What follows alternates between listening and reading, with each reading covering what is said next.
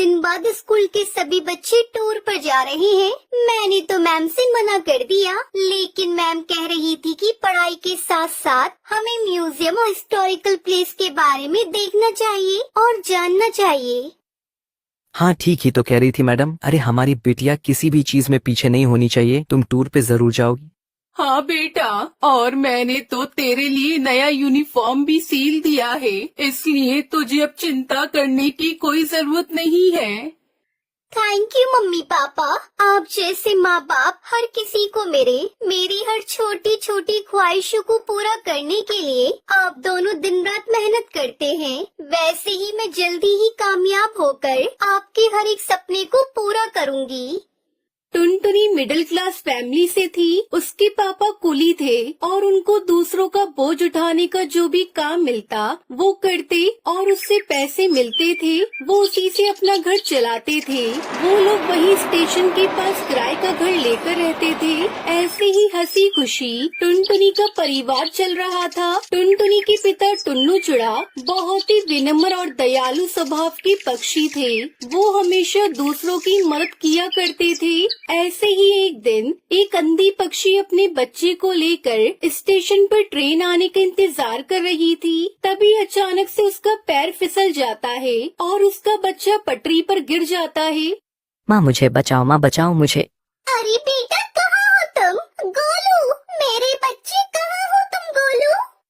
वो अंधी माँ बेबस होकर इधर उधर अपने बच्चे को तलाश रही थी।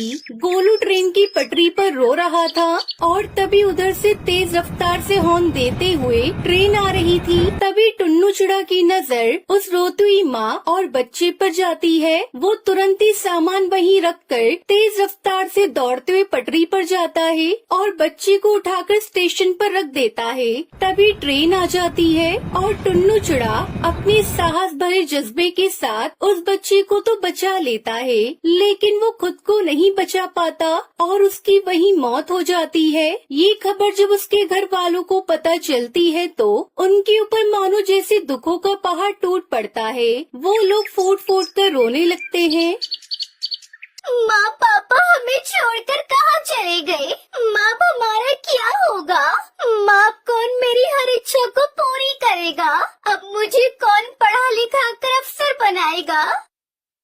वहीं टुनटुनी की माँ टूनी की भी तबीयत खराब हो जाती है। अब घर की सारी जिम्मेदारी टुनटुनी चिड़िया पर आ जाती है। ऐसे ही एक महीना बीत जाता है।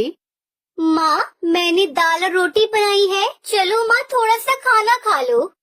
तुम खा लो बेटी, मुझे भूख नहीं है।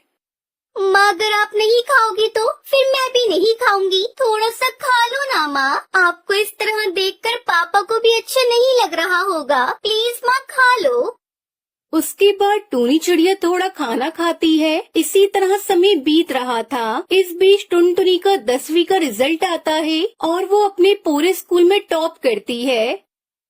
माँ आप तो खुश हो ना? काश आज पापा होते तो वो कितना खुश होते। पर देखना माँ, मैं जल्दी ही आगे की पढ़ाई पूरी करके अपने पापा का नाम रोशन करूँगी।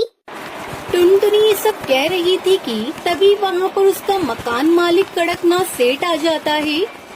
देख टुनटुनी, अब तुम दोनों अपने रहने के लिए कोई दूसरा ठिकाना ढूंढ लो, क्योंकि यह घर मैंने किसी और को किराए पर दे दिया है।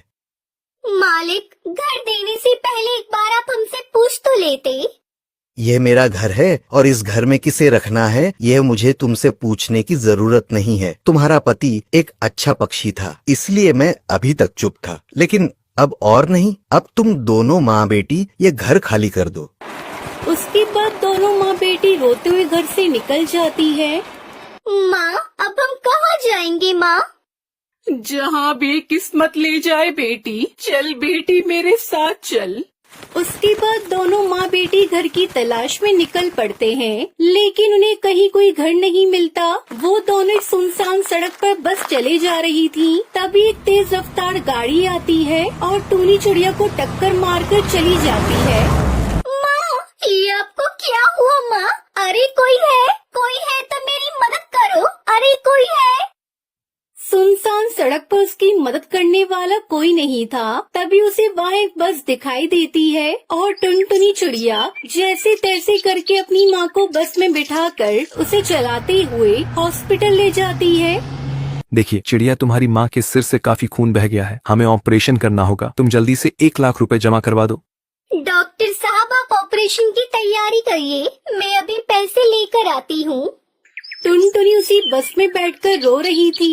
हे भगवान, पापा को तो पहले ही मैं खो चुकी हूँ। अगर माँ को कुछ हुआ तो मैं नहीं जी पाऊंगी। मुझे हर हाल में मेरी माँ की जान बचानी है, लेकिन मैं इतने सारे पैसे कहाँ से लेकर आऊंगी? तभी उस बस में से आवाज आती है, परेशान मत हो टुनटुनी चिड़िया, मैं परी लोक से आई हुई हूँ। मैं जादुई बस हूँ और तुम्हारे परिवार वालों की अच्छाई को देखते हुए ही रानी परी ने मुझे तुम्हारी मदद के लिए भेजा है। आज से तुम्हें घबराने की कोई जरूरत नहीं है। ये लो, ये पूरे 1 लाख रुपए हैं। जादुई बस, मैं तुम्हारा ये एहसान कैसे चुका पाऊंगी? थैंक यू बस, तुमने मेरी ऐसी मुश्किल समय में मदद की जब मेरा साथ देने वाला कोई नहीं था। उसके बाद टुनटुनी वो पैसे लेकर अपनी माँ का इलाज करवाती है। कुछ दिनों में उसकी माँ ठीक हो जाती है। फिर जादुई बस टुनटुनी चिड़िया से कहती है, अब तुम दोनों माँ बेटी जल्दी से मेरी बस में जाकर बैठ जाओ, मैं तुम्हें एक चमत्कार दिखाती हूँ। उसके बाद वो बस खुद ब खुद एक बस घर के रूप में बदल जाती है। टुनटुनी, आज से ये घर तुम्हारा है। तुम अब यहाँ अपनी माँ के साथ आराम से इस बस घर में रह सकती हो। और हाँ, तुम्हें इस घर में किसी भी तरह की कोई कमी नहीं होगी। वो सब तो ठीक है जादुई बस, लेकिन ये बस घर तो शहर से काफी दूर है। फिर मैं अपने स्कूल कैसे जाऊंगी? बस इतनी सी बात, मैं हूँ ना, मैं भला किस दिन काम आऊंगी।